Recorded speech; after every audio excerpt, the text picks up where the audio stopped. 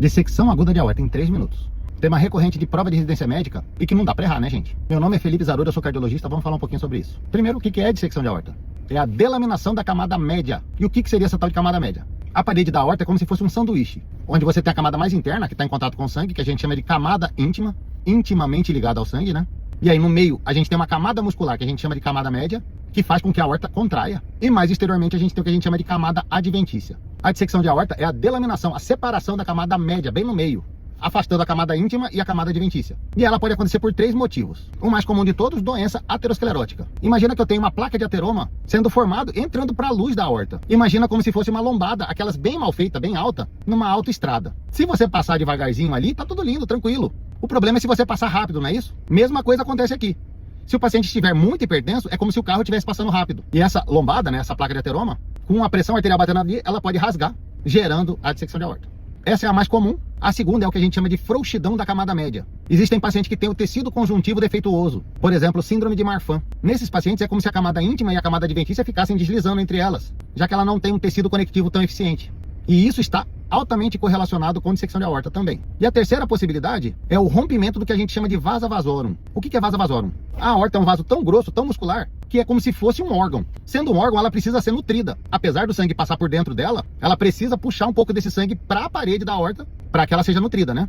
E a fisiologia, Deus pensou nisso. Tem um monte de buraquinho na aorta que a gente puxa o sangue para a própria aorta, é o que a gente chama de vasa vasorum, vaso do próprio vaso, do latim. Se romper um vaso desse aí, você vai acabar afastando, formando um hematoma no meio da parede, né? Afastando a camada íntima e a camada adventícia. E veja só, nessa situação aqui, eu não preciso ter um rasgo na camada íntima. Eu posso simplesmente afastar as duas camadas, porque o hematoma é dentro da parede, entendeu? Como que é a dor? Depende do lugar onde você estiver tendo a dissecção. Mas classicamente, principalmente em prova, a dor vai ser torácica, vai ser precordial, na região anterior inicialmente, e depois ela migra para a região posterior. Por que disso? Porque a aorta ela sai anteriormente, depois ela faz o cajado e desce posteriormente. A dor vai ser intensa, a gente diz enrasgando, né? Associado à dor você pode ter insuficiência aórtica, e é um sinal claro, principalmente em prova novamente, de dissecção. Portanto, um sopro diastólico em foco aórtico. Além disso, você vai ter sintomatologia dependendo do que for rasgado pela aorta. Por exemplo, pulsos assimétricos, porque pegou a subclávia. Ou o paciente fazendo um AVC agudo, porque ele pegou a carótida comum.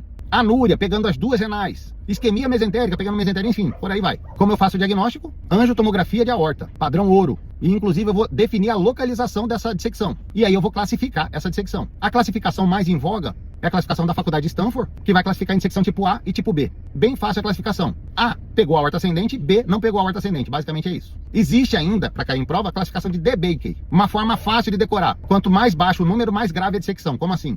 Dissecção tipo 1 pega a aorta ascendente e descendente. Dissecção tipo 2 pega só a aorta ascendente.